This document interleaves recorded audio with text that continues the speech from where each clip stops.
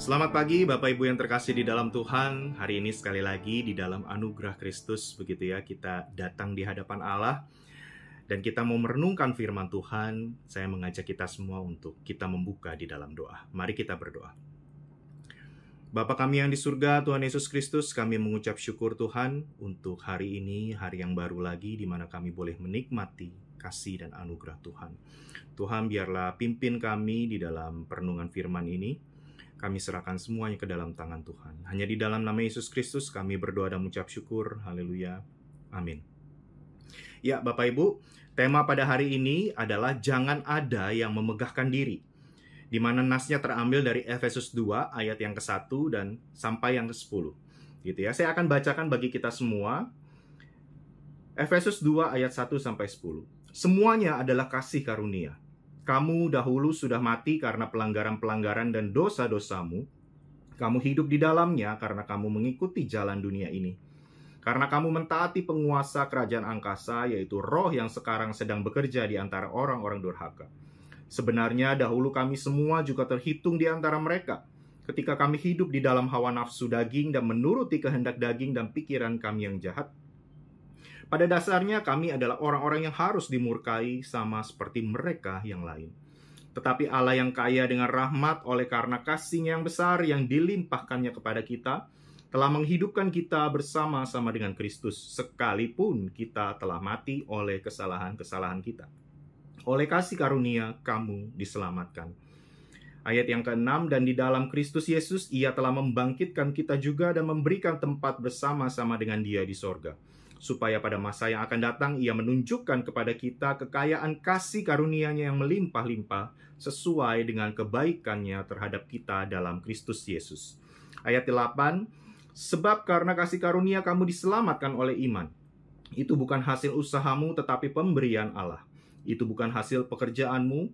Jangan ada orang yang memegahkan diri. Karena kita ini buatan Allah, diciptakan dalam Kristus Yesus untuk melakukan pekerjaan baik yang dipersiapkan Allah sebelumnya. Ia mau supaya kita hidup di dalamnya. Iya, Bapak Ibu, Efesus merupakan salah satu kota yang besar begitu ya, yang menjadi pusat perdagangan dan tempat berbagai agama dan kepercayaan berkumpul, Bapak Ibu. Sehingga dapat kita lihat bahwa jemaat Tuhan di kota Efesus itu terdiri dari dua golongan, Bapak Ibu. Yaitu yang pertama golongan Yahudi dan yang kedua golongan non-Yahudi. Nah, yang menjadi masalah di sini adalah adanya arogansi yang ditunjukkan oleh jemaat dari golongan Yahudi, di mana mereka lebih cenderung hidup secara eksklusif di tengah-tengah jemaat, Bapak Ibu.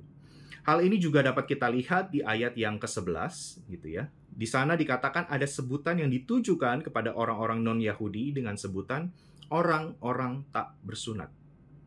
Sebutan ini jelas sekali begitu ya, cenderung mengarah kepada suatu nuansa yang merendahkan orang-orang non-Yahudi.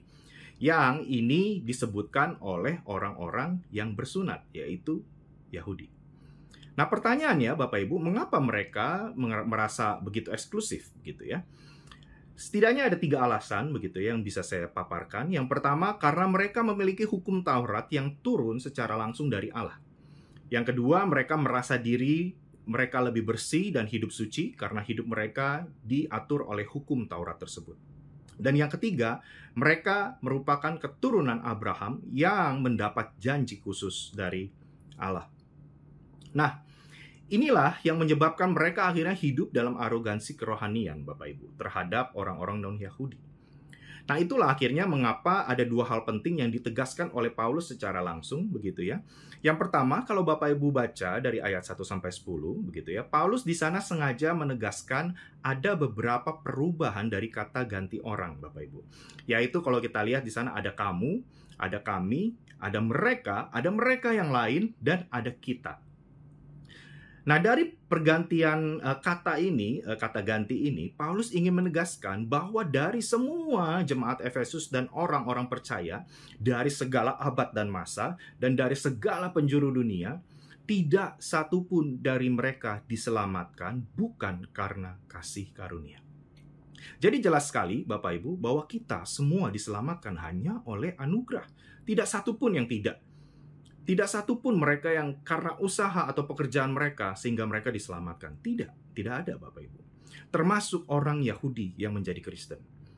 Lalu ditegaskan kembali di ayat 9, di sana dikatakan bahwa jangan ada orang yang memegahkan diri. Jadi jelas Bapak Ibu, begitu ya, bahwa kita diselamatkan hanya oleh anugerah.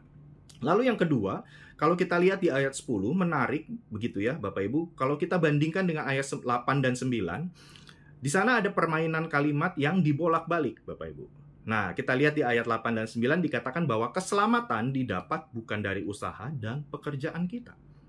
Lalu ayat 10 mengatakan justru karena kita telah diselamatkan, maka kita harus melakukan perbuatan baik. Jadi kita bekerja, kita melakukan perbuatan baik, kita berusaha bukan untuk mendapatkan keselamatan Bapak Ibu. Tetapi karena kita diselamatkan, sehingga kita harus melakukan pekerjaan-pekerjaan baik. Dan ini merupakan statement of faith dari kita, orang-orang percaya. Mungkin seringkali di dalam kita bergereja atau berjemaat, begitu ya Bapak Ibu, tanpa sadar kita hidup dalam arogansi rohani, sehingga banyak sekali menyakiti orang-orang di sekitar kita. Yang mungkin kita sering anggap mereka inferior, begitu ya. Hari ini kita diingatkan, Bapak Ibu, kembali bahwa kita diselamatkan bukan karena hebat dan kuasa kita.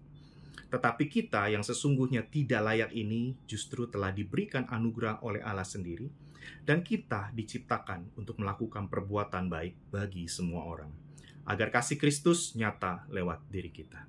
Amin, mari kita berdoa. Bapa kami yang di surga, kami mengucap syukur sekali lagi Tuhan karena kasih dan anugerah Tuhan yang tercurah bagi kami. Pimpin kami Tuhan, ajar kami untuk kami memulai hari ini untuk berbuat baik bagi siapapun yang kami temui. Terima kasih Bapa, hanya di dalam nama Yesus Kristus kami berdoa dan mengucap syukur. Haleluya.